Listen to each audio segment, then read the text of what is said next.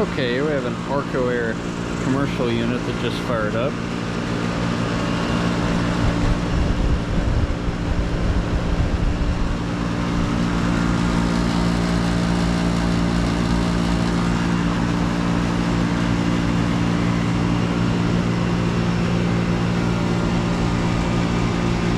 This looks like basically a 90,000 BTU, so a 7.5 ton from 2009, I think. Yeah, November of 2009. And it looks like this is just a straight cool unit.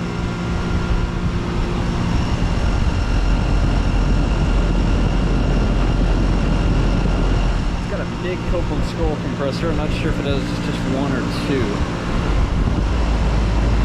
Looks like just one.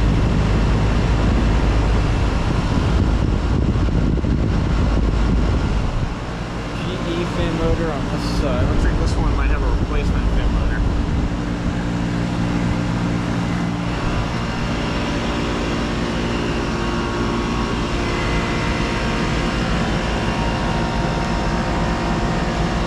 Yeah, the suction line is pretty cold.